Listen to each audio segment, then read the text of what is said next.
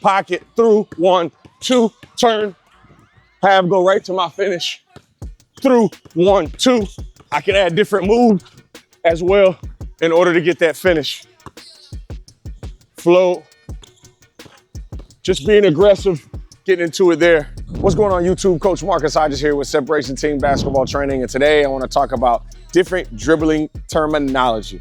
And the two terms I want to talk about is your float dribble, and I want to talk about the pocket dribble. I want to explain the two differences, but you must have both of those dribble handles within your game if you want to take your game to the next level. Something you don't want to miss. Coach Marcus Hodges, you're right. No, man, let's get it. And the first I want to talk about is just the float dribble. You having the ability to almost have pause and read moments. So we're gonna start off just with a dribble cadence, 1, 2, and then 3. We're gonna float that ball in that third dribble. Remember, allow your wrist to stay on top or the side of the ball. So we're just gonna go here, 1, 2, and 3, 1, 2, and 3. Notice how the ball is simply floating up here, right? This is gonna be our float dribble.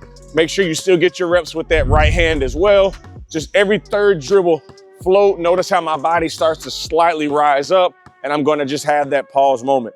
Once you understand how to float, then you can have different moves. You have your crossovers, you're between the legs, you're behind the backs. So then start to have different dribble moves and be able to incorporate that float within a different move. So right now the two moves are crossover and between. Whenever you want, cross the ball over and have a float, or between and have a float. So imagine if I'm going here, boom, notice you see the floats.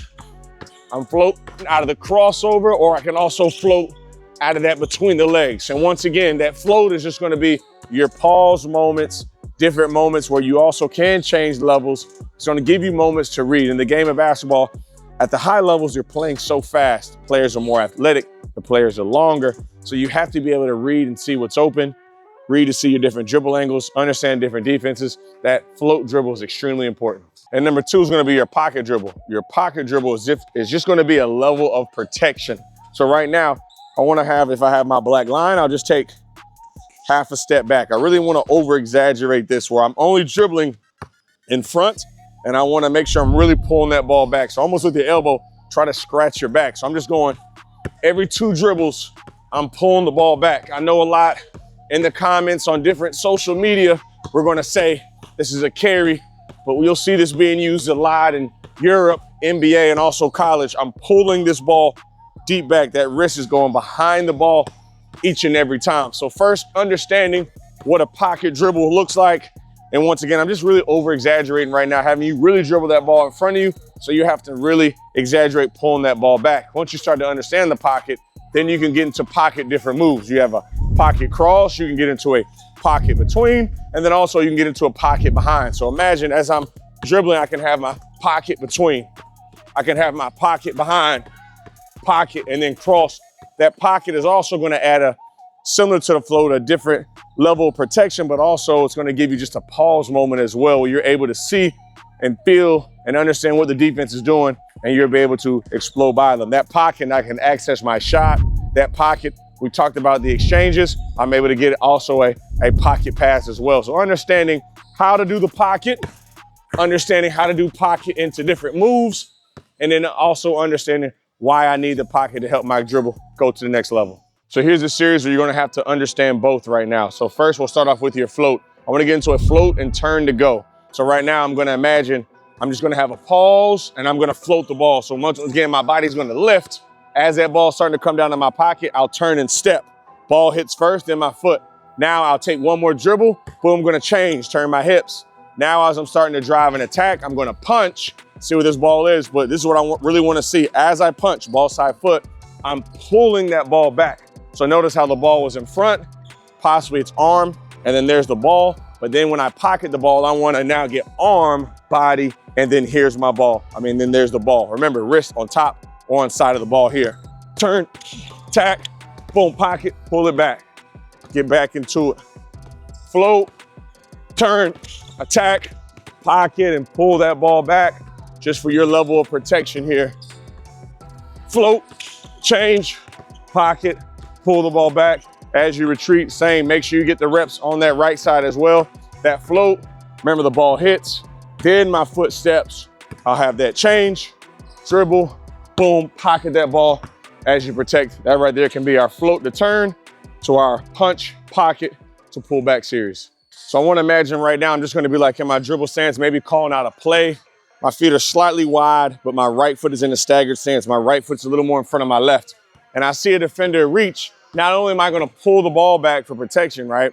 But I want my body to slightly go back as well. So as I'm here, I want to get more in this stance here. So notice how that right foot drops back and my body goes back. So I'm in this stance, see a defender, I see he reaches, I'm back here, boom, but now I go to my through. So as I go to my through, I'm going to think space. 1, 2, I'll stop and float, get that same turn dribble, and I'll get right to my shot. As I'll start off here in this stance. Remember, I'm here, pocket, through, 1, 2, turn, have, go right to my finish. I got to be able to see the defense here though. So as I'm pulling that ball back, pull the ball back, they're reaching. So as that defense reaches, it's not going to be an ordinary reach. I want you to think maybe a little overly aggressive to where now their energy is going uphill.